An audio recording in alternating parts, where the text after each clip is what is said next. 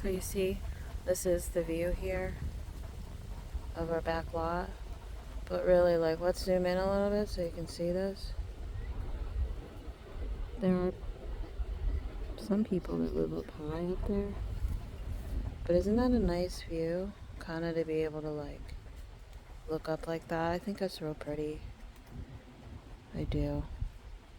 Sometimes I forget, because I've lived here now, like, I don't know, since 21. This is year 25. So sometimes I'm forgetting to appreciate what I have. And I need to remind myself to do that, because this is nice.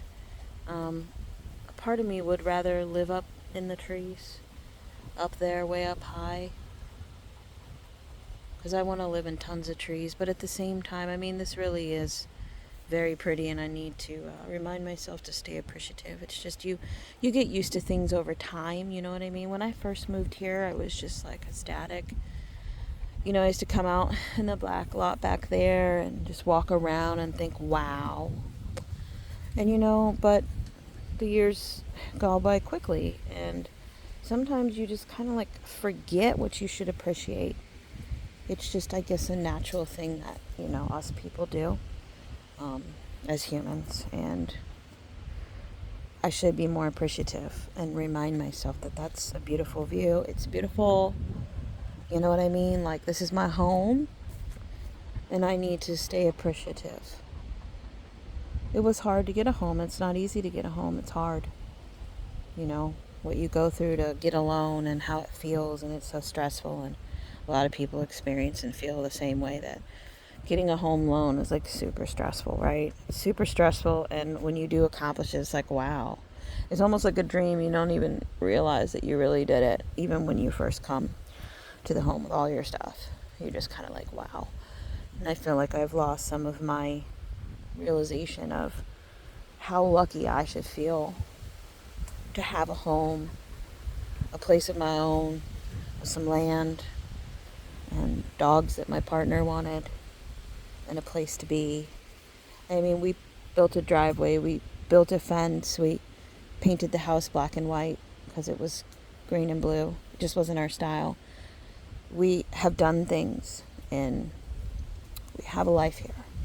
I guess people get wrapped up in, hey, that's not the perfect life that I wanted. And we all have hopes and dreams of certain things, and sometimes it's not always wrapped up in the perfect bow that we expected it to be. And I think we all kind of need to remember that what we do have, though, is a lot. And what happens if we didn't have anything? And there are people that don't have what you have or I have. And we just need to remember to stay appreciative. It's hard to get a home. There are people out there that don't have homes, people out there that want homes, people out there that need affordable homes, that need affordable housing, and they don't have it. And so if you're not appreciating what you have, if you have a house and you have land, you need to be appreciating it. You really do, because there are some people that have none of those things at all. None of those things. And they're dreaming of having maybe what I have, this house, this land, or what you have.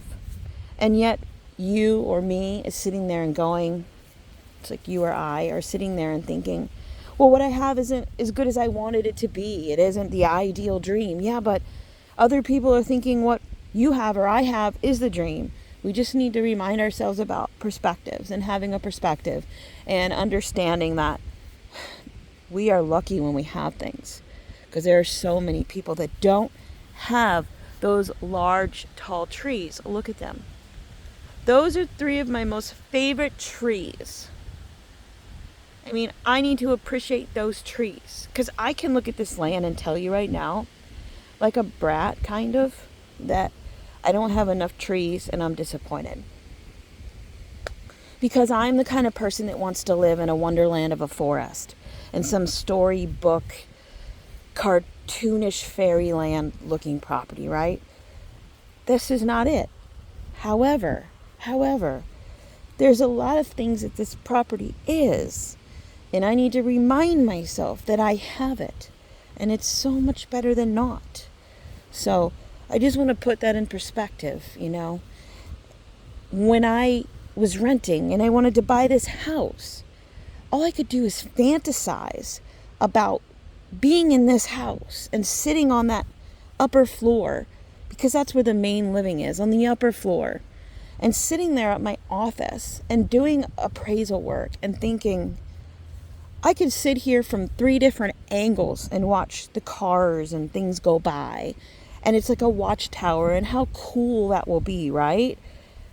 I thought those ways, and I thought I'll be so happy. It'll be so awesome to have that view. And I was calling the house like a watchtower type house. And I loved this idea. I had fantasized that I move into this house, I was going to be so happy and grateful and excited. I was at first. Over time, my appreciation got less. I got back to real life of stress and work and little health things that weren't going exactly the way I wanted them to. And then my appreciation for what I was looking so forward to moving into and having went down. And I started to literally look through my eyes at my property and my home and out my windows differently than I had when I first dreamt of moving here, when I was going through the loan process to get this house. I had just lost my appreciation. And lately I'm kind of looking back around and looking at it and going, wow, I was getting ungrateful. I was getting more down and paying attention to not positive things instead of paying attention to what I have. I have this dog.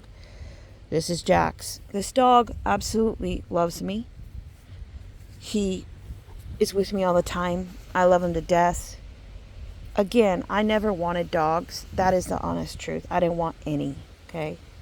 I just didn't. I just wanted to do different things with my life right now and not have to take care of dogs. My partner wanted dogs. So this is the story of how we ended up with dogs because of getting Belle and Cole, and they had 1 litter, and she's fixed now. And I ended up falling sickly in love with this guy here.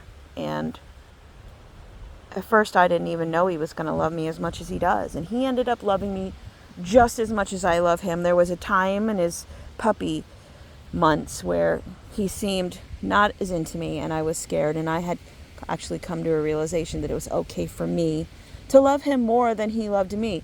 Well, that has turned. We are equally have the same feelings for each other, and he never leaves my side. And I kept Lex too. I loved him. Lex is a completely different personality. I kept him for different reasons. But here's one of the things I rationalized in my mind. I'll just tell you now because we're already talking.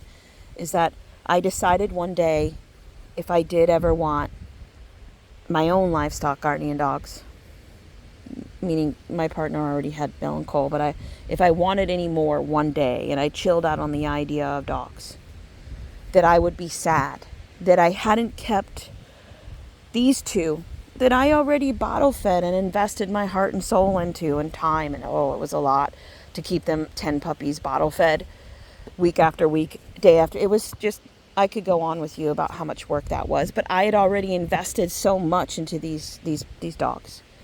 So I decided that even though when I was keeping Jax, this one, and Lex, the white one, that it wasn't the right time to keep either one of them.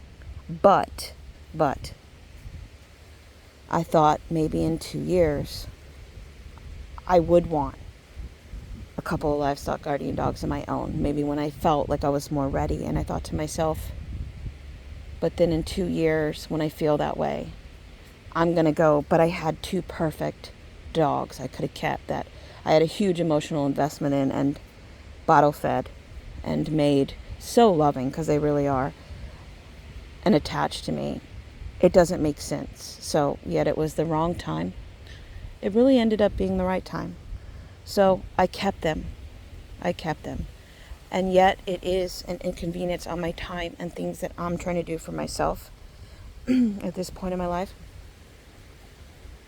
It wasn't a mistake to keep them, because I probably one day would have wanted my own dogs.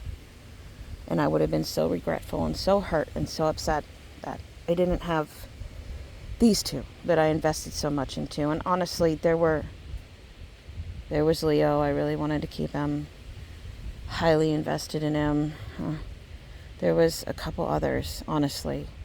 I couldn't keep 10 dogs, and I couldn't keep more than 2 extra dogs, right? We have 4 total dogs now. That feels like a lot.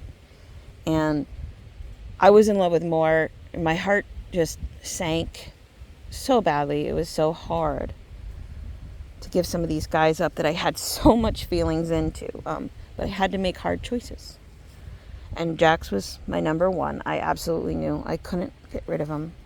And we had already decided to keep Lex also, because Lex was the typical looking Pyrenees, which is all white. And we knew we wanted to keep one typical, right? Because Cole's not typical. And we had 3 typicals come out. We had one boy, which was Lex. And we had Snow and Winter, which was 2 girls that looked like Lex. And I wanted to keep boys. So here we are. And not the right time. Not the right time. It was the right time. It's kind of flip-floppy. But I did it because I realized, and now that if I hadn't, I was right. I would, in some years future, probably when I had gotten some things more done that I wanted to, I would have wanted a couple of livestock guardian dogs, knowing how protective they are of your property, how they make you feel safe, just all these different things about them and the qualities that they have. So I'm glad that I kept my boys that I had invested so much into, because I'm so much more bonded. And they're so much more bonded to me. It's ridiculous. Like the way they behave sometimes with me. You know, these are things that you're not going to see in the videos, but these dogs are just, they're crazy. They crazy love me. They're good dogs. And everybody that got the other 8 puppies does nothing but tell me how wonderful the dogs are. They got good dogs, you know. They were very healthy minded. And even though Belle wouldn't feed them, right, that